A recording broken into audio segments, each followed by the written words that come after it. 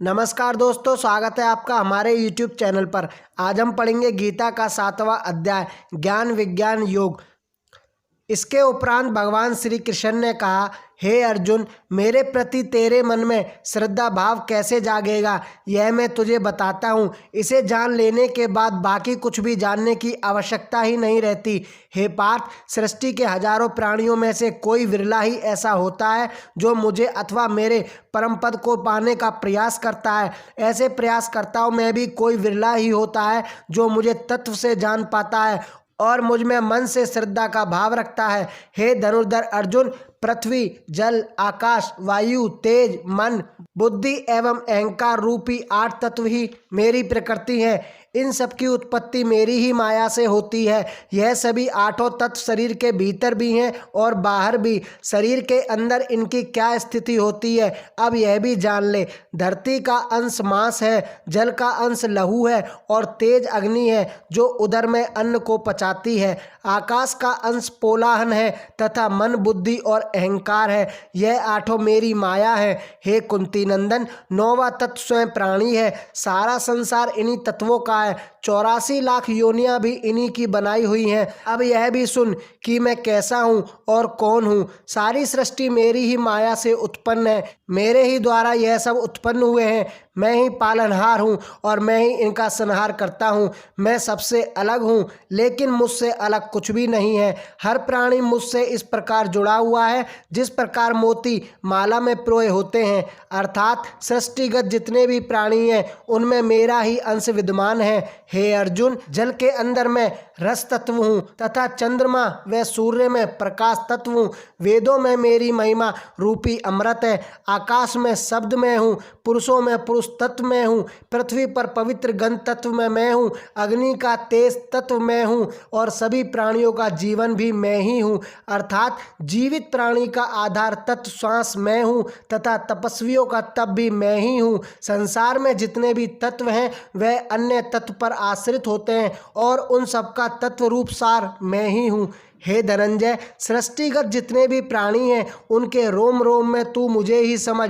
तेजस्वियों का तेज, बलवानों का बल और बुद्धिमानों की बुद्धि मुझसे ही है।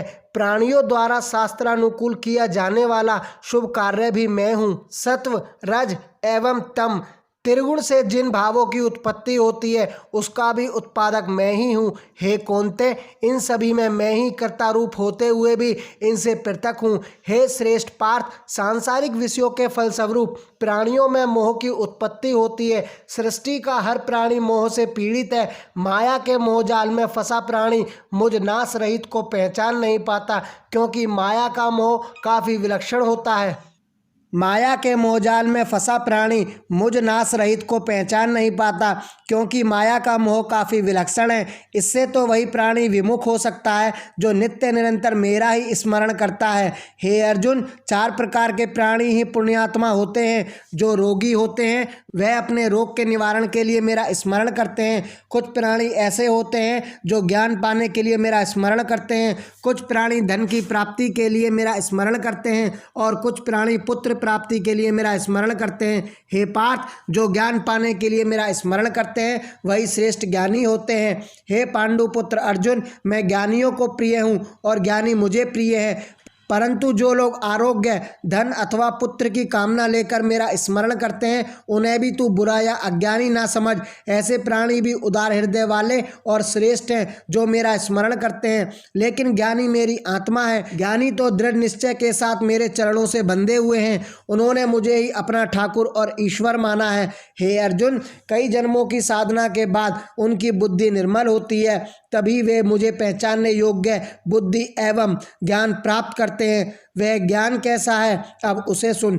जो ज्ञानी मुझे वासुदेव समझते हैं वह मंत्र कहलाते हैं, परंतु ऐसे ज्ञानी संसार में दुर्लभ हैं। जो मुझे त्याग कर देवताओं की उपासना करते हैं उनका ज्ञान केवल कामना तक ही सीमित है। वे कामना की पूर्ति के लिए ही देवताओं की उपासना करते हैं। जिस देवता की वे उपासना करते हैं उस देवता के प्रति उनकी श्रद्धा को मैं ही दृढ़ करता हूँ और मैं ही उस देवता में समाकर प्राणी की कामना पूरी करता हूँ।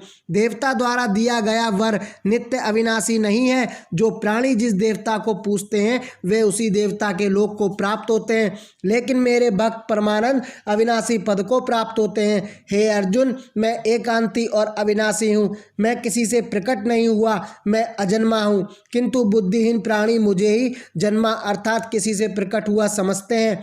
यहाँ भगवान श्री कृष्ण ने अर्जुन पर कटाक्ष किया है, क्योंकि अर्जुन श्री कृष्ण को देव की पुत्र के रूप में ही जानता था, इसलिए वह भगवान श्री कृष्ण को सखा, प्रिय, वासुदेव नंदन आदि शब्दों से ही संबोधित करता रहा। लेकिन मोहग्रस्त अर्जुन यह नहीं जान पाया कि श्री कृष्ण सामान्य प्राणी नहीं बल्कि साक्षात भगवान विष्णु है। वही सृष्टिकर्ता, पालनकर्ता एवं संहारक है। भगवान श्री कृष्ण अर्जुन से बोले, हे अर्जुन, अज्ञानी ही मुझे नाशवान और किसी के द्वारा जन्मा हुआ समझते हैं, क्योंकि बुद्धि माया के पर्दे के पीछे छिपी रहती है।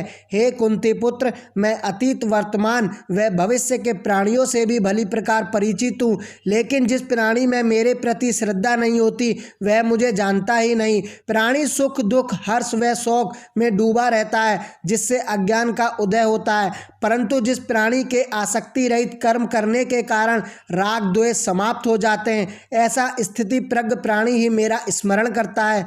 हे अर्जुन, जो प्राणी वृद्धावस्था एवं अपने अंत समय में मुक्ति की कामना से मुझे स्मरण करते हैं अथवा मेरी शरण में आते हैं वही मुझे पहचानते हैं। जो प्राणी मुझे अध्यात्म एवं कर्मकर्ता के रूप में जानते हैं वह प्राणी इस भाव से जानते हैं कि अधिदेव, अधियज्ञ आदि भगवान वासुदेव ही है। जिस प्रकार मेघ, धूम, जल तथा हिम आदि सभी जल के प्रारूप हैं, ऐसा शांतचित्त एवं ज्ञानवान प्राणी ही मृत्यु के समय मेरा स्मरण करता हुआ मेरे धाम को प्राप्त होता है।